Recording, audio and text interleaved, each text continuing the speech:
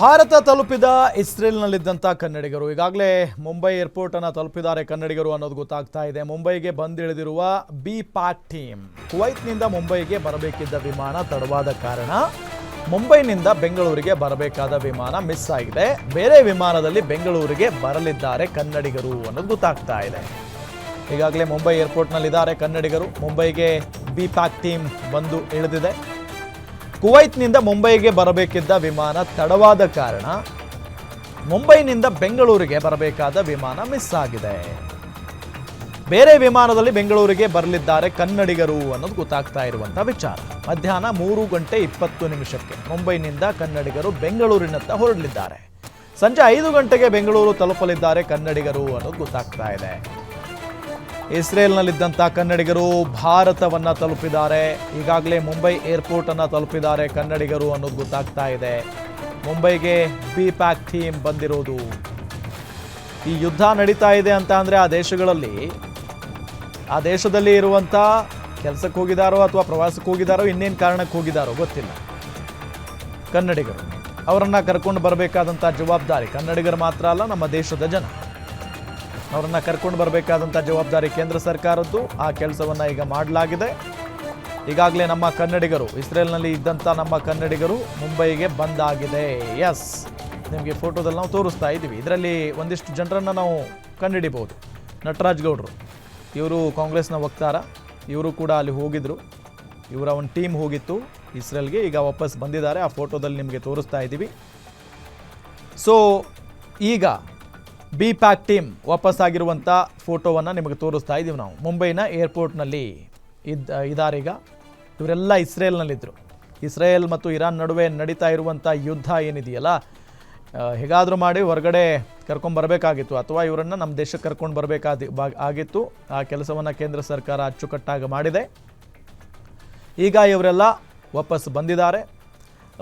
ಮುಂಬೈನಿಂದ ಬೆಂಗಳೂರಿಗೆ ಬರಬೇಕಾದಂಥ ವಿಮಾನ ಮಿಸ್ ಆಗಿದೆ ಇವರಿಗೆ. ಸೊ ಹಾಗಾಗಿ ಇವರನ್ನ ಬೇರೆ ವಿಮಾನದಲ್ಲಿ ಬೆಂಗಳೂರಿಗೆ ಕರೆತರಲಿದ್ದಾರೆ ಅನ್ನೋದು ಗೊತ್ತಾಗ್ತಾ ಇರುವಂಥ ವಿಚಾರ. ಮಧ್ಯಾಹ್ನ 3:20 ಮುಂಬೈನಿಂದ ಹೊರಡಲಿದ್ದಾರೆ ಬೇರೆ ವಿಮಾನದ ಮುಖೇನ. ಸಂಜೆ 5 ಗಂಟೆಗೆ ಇವರೆಲ್ಲ ಬೆಂಗಳೂರನ್ನು ತಲುಪಲಿದ್ದಾರೆ ಅನ್ನೋದು ಗೊತ್ತಾಗ್ತಾ ಇರುವಂಥ ವಿಚಾರ ಈಗ. ಸೊ 3:20 ಹೊರಟ್ರೆ 5 ಗಂಟೆಗೆ ಅಂದರೆ ಬೆಂಗಳೂರಿಗೆ ಬರ್ತಾರೆ. ಸೊ ಇವರೆಲ್ಲ ಸೇಫ್ ಆಗಿ ಲ್ಯಾಂಡ್ ಆಗಿದ್ದಾರೆ. ಇದು ಖುಷಿಯ ವಿಚಾರ ಎಲ್ಲರಿಗೂ ಕೂಡ. ಯಾಕೆ ಅಂತ ಹೇಳಿದರೆ ಅಲ್ಲಿ ಪರಿಸ್ಥಿತಿ ಹಂಗಿದೆ. ಇಸ್ರೇಲ್ನಲ್ಲಿ ಪರಿಸ್ಥಿತಿ ಹಂಗಿದೆ ಈಗ. ಇರಾನ್ ಮೇಲೆ ದಾಳಿ ಮಾಡ್ತಾ ಇದ್ರೆ ಇರಾನ್ ಇಸ್ರೇಲ್ ಮೇಲೆ ನಿರಂತರವಾಗಿ ದಾಳಿ ಮಾಡ್ತಾ ಇದೆ. ನೋಡಿ, ಬೆಳಗ್ಗೆ ಆಸ್ಪತ್ರೆ ಮೇಲೆ ದಾಳಿ ನಡೆಸಿದೆ ಅಂದಾಗ ಬಹಳ ಭಯ ಆಗ್ಬಿಟ್ಟಿತ್ತು. ಏನಪ್ಪ ಇದು, ಆಸ್ಪತ್ರೆ ಮೇಲೆಲ್ಲ ದಾಳಿ ಆಗಿದೆ, ಅಮಾಯಕರ ಜೀವಕ್ಕೆ ಹಾನಿ ಆಗಿದೆ, ಬಹಳಷ್ಟು ಜನ ಗಾಯಗೊಂಡಿದ್ದಾರೆ. ಸೊ ನಮ್ಮ ಕನ್ನಡಿಗರನ್ನು ಆದಷ್ಟು ಸೇಫಾಗಿ ಕರ್ಕೊಂಡು ಬರಬೇಕು ಅನ್ನೋ ನಿಟ್ಟಿನಲ್ಲಿ ಹೇಳಲಾಗಿತ್ತು. ಅದರಂತೆ ಈಗ ಕನ್ನಡಿಗರೆಲ್ಲ ಬಂದಿದ್ದಾರೆ. ಇನ್ನು ಬೇರೆ ಬೇರೆ ರಾಜ್ಯದ ಜನ ಕೂಡ ಇಸ್ರೇಲ್ನಲ್ಲೇ ಸಿಕ್ಕಾಕೊಂಡಿರೋದು, ಅವರನ್ನು ಕರೆತರುವಂಥ ಕೆಲಸ ನಡೀತಾ ಇದೆ. ಈಗ ಒಟ್ಟಾರೆ ಒಂದು ಟೀಮ್ ಅಂತೂ ಭಾರತಕ್ಕೆ ಬಂದು ಇಳಿದಿರೋದು ನಿಮಗೆ ನಾವು ಫೋಟೋದಲ್ಲಿ ತೋರಿಸ್ತಾ ಇದ್ದೀವಿ. ಬಿ ಪ್ಯಾಕ್ ಟೀಮ್ ಇದು ಬಂದಾಗಿದೆ. ಇವರು ಸಂಜೆ 5 ಗಂಟೆ ಅಂತ ಅಂದರೆ ನಮ್ಮ ಕರ್ನಾಟಕದಲ್ಲಿ ಇರ್ತಾರೆ, ಬೆಂಗಳೂರಲ್ಲಿ ಇರ್ತಾರೆ. ನಟರಾಜ್ ಗೌಡ್ರು ಆ್ಯಂಡ್ ಟೀಮ್ ಇವರೆಲ್ಲರೂ ಕೂಡ ಬೆಂಗಳೂರಿಗೆ ಬರಲಿದ್ದಾರೆ ಸಂಜೆ 5 ಗಂಟೆಗೆ ಅನ್ನೋದು ಗೊತ್ತಾಗ್ತಾ ಇರುವಂಥ ವಿಚಾರ. ಮತ್ತು ಅಲ್ಲಿನ ಪರಿಸ್ಥಿತಿ ಬಗ್ಗೆ ನಟರಾಜ್ ಗೌಡ ಅವರು ಮಾಹಿತಿಯನ್ನು ಕೂಡ ಕೊಟ್ಟಿದ್ದರು. ಅಲ್ಲಿ ಏನಿದೆ ಪರಿಸ್ಥಿತಿ, ಯಾವ ರೀತಿಯಾಗಿ ಯುದ್ಧದ ವಾತಾವರಣ ಇದೆ, ಕಾರ್ಮೋಡ ಯಾವ ರೀತಿಯಾಗಿದೆ, ಹೇಗೆ ದಾಳಿ ನಡೀತಾ ಇದೆ, ನಾವೆಲ್ಲ ಸೇಫ್ ಆಗಿದ್ದೀವಿ ಅನ್ನೋ ನಿಟ್ಟಿನಲ್ಲಿ ಒಂದು ವಿಡಿಯೋ ಮಾಡಿ ನಟರಾಜ್ ಗೌಡರು ಒಂದು ಮಾಹಿತಿಯನ್ನು ಕೂಡ ಕೊಟ್ಟಿದ್ದರು. ಸೊ ಸೇಫ್ ಆಗಿದ್ದಾರೆ ಕನ್ನಡಿಗರು ಅಂತ ಹೇಳಿ ಆ ಸಂದರ್ಭದಲ್ಲಿ ಸಮಾಧಾನ ಕೂಡ ಆಗಿತ್ತು. ಸೊ ಆದರೂ ಕೂಡ ಒಂದು ಭಯ ಇದ್ದೇ ಇರುತ್ತಲ್ಲ, ಏನಾಗ್ಬಿಡುತ್ತೋ ಏನೋ. ಯುದ್ಧ ನಡೀತಾ ಇರಬೇಕಾದ್ರೆ ಏನು ಬೇಕಾದರೂ ಆಗ್ಬೋದು. ಯಾವಾಗ ಎಲ್ಲಿ ಹೇಗೆ ಕ್ಷಿಪಣಿ ಬೀಳುತ್ತೆ, ಡ್ರೋನ್ ದಾಳಿ ಆಗುತ್ತೆ ಗೊತ್ತೇ ಆಗಲ್ಲ. ಸೊ ಹಂಗಾಗಿ ಇವರನ್ನು ಕರ್ಕೊಂಡು ಬರಲೇಬೇಕಾಗಿತ್ತು. ಈಗ ಸುರಕ್ಷಿತವಾಗಿ ನಮ್ಮ ಕನ್ನಡಿಗರು ಭಾರತಕ್ಕೆ ಬಂದಿದ್ದಾರೆ. ಸೊ ಅದರ ಎಕ್ಸ್ಕ್ಲೂಸಿವ್ ಫೋಟೋಗಳನ್ನು ನಿಮಗೆ ತೋರಿಸ್ತಾ ಇದ್ದೀವಿ. ಇವರು ಇನ್ನೇನು ಕೆಲವೇ ಗಂಟೆಗಳಲ್ಲಿ ಅಂದರೆ 3:20 ಬೇರೆ ವಿಮಾನದ ಮುಖೇನ ಬರ್ತಾರೆ. ಈಗಾಗಲೇ ಹೊರಡಬೇಕಾಗಿತ್ತು, ಆದರೆ ಅವರು ಅಲ್ಲಿಂದ ಬಂದಿದ್ದೇ ಲೇಟ್ ಆಗಿದೆ.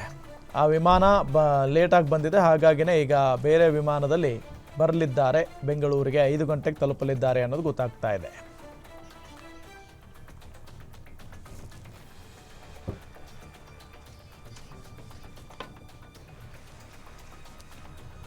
ಎಸ್, ನಮ್ಮ ಜೊತೆಗೆ ಈಗ ನಟರಾಜ್ ಗೌಡ್ರೆ ಸಂಪರ್ಕದಲ್ಲಿದ್ದಾರೆ.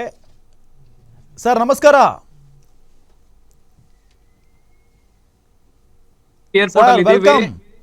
ನನ್ನ ಜೊತೆಗೆ ಬಿಪ್ಯಾಕ್ ನ ರಾಘವೇಂದ್ರ ಇದ್ದಾರೆ, ಕಾಂಗ್ರೆಸ್ ವಕ್ತಾರರು, ಮತ್ತೆ NGO ರಮಣ ಇದ್ದಾರೆ, ಬೆಂಗಳೂರು ಲೀಡ್ರು. ಸೊ ನಾವು ಎಲ್ಲರೂ ಇಲ್ಲಿ 18 ಜನ ಇದ್ದೀವಿ ಮುಂಬೈ ಏರ್ಪೋರ್ಟ್ ಅಲ್ಲಿ. ಸಂಜೆ ಬೆಂಗಳೂರಿಗೆ ಬರ್ತೀವಿ.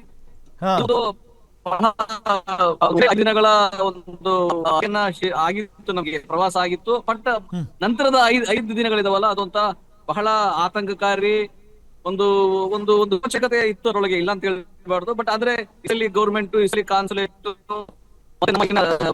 ರಾಜ್ಯ ಸರ್ಕಾರ, ಬಿಪ್ಯಾಕ್ ತಂಡ ನಿರಂತರ ಒಂದು ಸಹಾಯ ಮಾಡಿ, ನಿರಂತರವಾಗಿ ಒಂದು ಪ್ಲಾನ್ ಮಾಡಿ ನಮ್ಮನ್ನ ಇಲ್ಲಿಗೆ ಸೇಫ್ ಆಗಿ ಕರ್ಕೊಂಡು ಬಂದಿದ್ದಾರೆ. ನಾವು ಒಂದು ರಾಷ್ಟ್ರಕ್ಕೆ 2-3 ರಾಷ್ಟ್ರಗಳನ್ನ ಸುತ್ಕೊಂಡ್ ಬಂದಂಗಾಯ್ತು. ಜೋರ್ಡನ್ನಿಂದ ಗೋವಾದಿಂದ ಮುಂಬೈಗೆ ಬಂದಿದೀವಿ. ಇನ್ನು ಬೆಂಗಳೂರು ಸಂಜೆ ಬರ್ತೀವಿ. ಮಿಕ್ಕಿದ್ದೆಲ್ಲ ನಾವು ಬಹಳ ಏನಿದೆ ಅದು ಸದ್ಯಕ್ಕಂತೂ ಇಲ್ಲ, ಅದು ಬಹಳ ತೀವ್ರಗತಿಯನ್ನ ಪಡ್ಕೊಂಡಿದೆ. ಮತ್ತೆ ಅದು ಇನ್ನೂ ಬಹಳ ಯಾವ ಸಮಯ ಅಂತ ಹೇಳಿ ಅನಿರ್ದಿಷ್ಟವಾದ ಸಮಯ ಇದೆ. ಹಾಗಾಗಿ ಅದ್ರದ್ದು ಹೇಳಲಿಕ್ಕೆ ಸಾಧ್ಯ ಆಗಲ್ಲ. ಬಟ್ ನಮ್ಮ ಭದ್ರತೆಗೋಸ್ಕರ, ಸುರಕ್ಷತೆಗೋಸ್ಕರ ಅಲ್ಲಿನ ಇಸ್ರೇಲಿ ಕಾನ್ಸುಲೇಟ್ ಅವರು, ಮಿಸ್ ಓರ್ಲಿ ಅಂತ ಬೆಂಗಳೂರಿನಲ್ಲಿ ಇರುತ್ತಲ್ಲ, ಇಸ್ರೇಲಿ ಕಾನ್ಸುಲೇಟ್ ಅವರು ಬಹಳ ಶ್ರಮ ಪಟ್ಟು ನಮ್ಮನ್ನ ಬಹಳ ಬೇರೆ ಮಾರ್ಗವಾಗಿ ನಮ್ಮನ್ನ ಬೆಂಗಳೂರಿಗೆ ತಲುಪಿಸಿದ್ದಾರೆ. ಈಗ ಮುಂಬೈಯಲ್ಲಿ ಇದೀವಿ, ಬೆಂಗಳೂರು ಸಂಜೆ ಬರ್ತೀವಿ. ಸರ್, ನೀವು ಇಸ್ರೇಲ್ನಲ್ಲಿದ್ದಾಗ ಹೆಂಗಿತ್ತು ಸರ್ ಅಲ್ಲಿನ ವಾತಾವರಣ? ಅಂದ್ರೆ ಅಲ್ಲಲ್ಲಿ ಕ್ಷಿಪಣಿ ದಾಳಿ ಆಗೋದು ಆ ಥರ ಏನಾದರೂ ಆಗ್ತಾ ಇತ್ತಾ?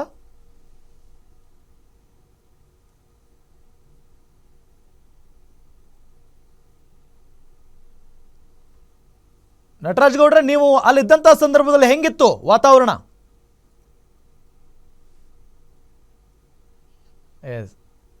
ಅದೇನಲ್ಲ, ಒಂದು ಆತಂಕಕಾರಿ ಇತ್ತು. 5 ಬಾರಿ ಕ್ಷಿಪಣಿ ದಾಳಿ ಆಗ್ತಾ ಇತ್ತು. ಕ್ಷಿಪಣಿ ದಾಳಿ ಆದಾಗ ನಾವೆಲ್ಲ ಬಂಕರ್ಗಳಿಗೆ ಹೋಗಿ ಸೇಫ್ ಆಗಿ ಸೇರ್ಕೊತಾ ಇದ್ವಿ. ಎಲ್ಲ ತಿಳಿಗೊಂಡ ಮೇಲೆ ನಾವೆಲ್ಲ ಜನ, ಇವಾಗ ಅಲ್ಲಿ ತುರ್ತು ಪರಿಸ್ಥಿತಿ ಇದೆ, ಸಂಪೂರ್ಣವಾಗಿದೆ. ರಸ್ತೆಯಲ್ಲಿ ಸಂಚಾರ ಇಲ್ಲ, ವಿಮಾನಯಾನ ರದ್ದಾಗಿದೆ. ಅದು ಯಾವಾಗ ತಿಳಿಗೊಳ್ತದೆ ಅಂತ ಹೇಳಕ್ಕಾಗಲ್ಲ, ಯಾಕಂದ್ರೆ ಯುದ್ಧ ನಿಲ್ಲದೆ, ಅವರು ತುರ್ತು ಪರಿಸ್ಥಿತಿನ ಹಿಂಪಡೆಯದೆ ಅದು ನಿಲ್ಲುವಂತ ಪರಿಸ್ಥಿತಿ ಇಲ್ಲ. ಆದ್ರೆ ನಿಜವಾಗ್ಲೂ ಆತಂಕ ಇತ್ತು ನಮ್ಗೆ. ಹಂಗೇನು ನಾವು ಸುಮ್ನೆ ನಾವೇನೇ ಹೇಳಿದ್ರು ಕೂಡ ಆತಂಕ ಇತ್ತು. ಆದ್ರೆ ಭದ್ರತೆಯನ್ನು ಕೊಟ್ಟಿದ್ರು, ಅಲ್ಲಿನ ಇಸ್ರೇಲಿ ಗವರ್ಮೆಂಟ್ ಭದ್ರತೆ ಕೊಟ್ಟಿದ್ರು, ಕಾನ್ಸುಲೇಟರ್ ಭದ್ರತೆ ಕೊಟ್ಟಿದ್ರು. ಹಾಗಾಗಿ ನಾವು ಬಹಳ ಸೆಕ್ಯೂರ್ ಪ್ಲೇಸ್ ಅಲ್ಲಿ ಇದ್ವಿ. ತದನಂತರ ನಾವೀಗ ಬರ್ಲಿಕ್ಕೆ ಸಾಧ್ಯ. ಇಲ್ಲಿ ನಾವು ಬಿಪ್ಯಾಕ್ ರಾಘವೇಂದ್ರ ಇದ್ದಾರೆ, ಬಿಪ್ಯಾಕ್ ರಾಘವೇಂದ್ರ ಇವರು ನಮ್ಮನ್ನ ಕೋಆರ್ಡಿನೇಟ್ ಮಾಡಿ ಇಸ್ರೇಲ್ ಕರ್ಕೊಂಡು ಹೋದಂತವ್ರು. ಅವರೇ ಕೂಡ ಒಮ್ಮೆ 1 ನಿಮಿಷ ಮಾತಾಡಿ. Yes sir, yes sir, yes sir. ಹೆಂಗಿತ್ತು ಸರ್ ಅಲ್ಲೆಲ್ಲ ವಾತಾವರಣ? ನಿಮ್ಗೇನು ಅನಿಸ್ತು? ಜೊತೆಗೆ ಅಂದ್ರೆ ಒಂದು ಭಯ ಅಂತೂ ಇದ್ದೇ ಇರುತ್ತೆ, ಯಾಕೆಂತ ಹೇಳಿದ್ರೆ ಯುದ್ಧ ನಡೀತಾ ಇರುವಂತ ದೇಶ ಅಂತ ಅಂದ್ರೆ ಅಲ್ಲಿ ಅಟ್ಯಾಕ್ ಆಗ್ತಾನೆ ಇರುತ್ತೆ.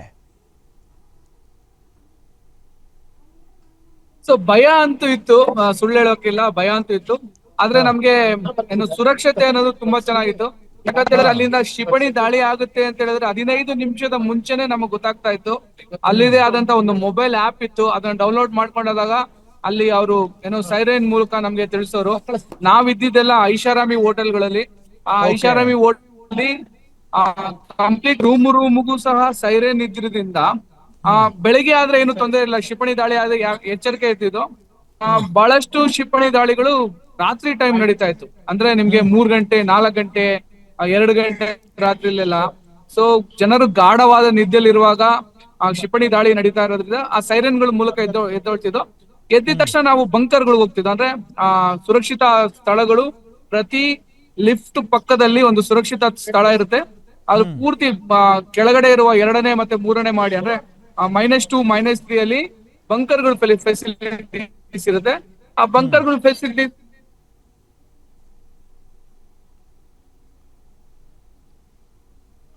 ಓಕೆ ಓಕೆ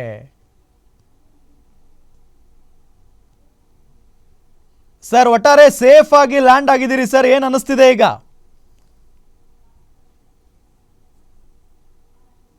ನಾವ್ ಅದನ್ನ ಎಕ್ಸ್ಪೆಕ್ಟ್ ಮಾಡಕ್ ಆಗಲ್ಲ ನಮ್ ಕೈಯಲ್ಲಿ. ಯಾಕಂದ್ರೆ ಅಷ್ಟು ಅಷ್ಟು ಅಷ್ಟು ಅಷ್ಟು ಆರಾಮಾಗಿ ನಮ್ ಮನ್ಸಲ್ಲೇ ಒಂದು ನಿರಾಳವಾದ ಒಂದು ಭಾವನೆ ಇದೆ ನಮ್ಗೆ. ನಮ್ ಫ್ಯಾಮಿಲಿನೆಲ್ಲ ನೋಡ್ಬೋದು ಅಂತ. ಅಲ್ಲಿ ಇರೋ ಟೈಮಲ್ಲೂ ಬಹಳಷ್ಟು ಸಲ ಭಯ ಆಗ್ತಾ ಇತ್ತು, ಎಲ್ಲಪ್ಪ ಮಿಸ್ ಆಗಿ ನಮ್ಗೂ ಬಿದ್ಬಿಟ್ರೆ ಅಂತ. ಬಟ್ ಬಿಟ್ಟರು ಸಹ ನಾವು ಸೇಫ್ ಆಗಿದ್ದು, ಆದ್ರೂ ಆ ಭಯ ಅನ್ನೋದಿತ್ತು. ಬಟ್ ಈಗ ನಾವು ನಿರಾಳವಾಗಿ. Yes sir thank you sir. Guarantee News ಜೊತೆಗೆ ಮಾತನಾಡಿದ್ದಕ್ಕೆ ನಟರಾಜ್ ಗೌಡ್ರೆ, thank you so much. Yes, ಇದಿಷ್ಟು ಇವರೆಗಿನ ಪ್ರಮುಖ ಅಪ್ಡೇಟ್ಸ್. ನೋಡ್ತಾ ಇರಿ ಗ್ಯಾರಂಟಿ ನ್ಯೂಸ್, ಸುದ್ದಿ ಖಚಿತ, ನ್ಯಾಯ ನಿಶ್ಚಿತ.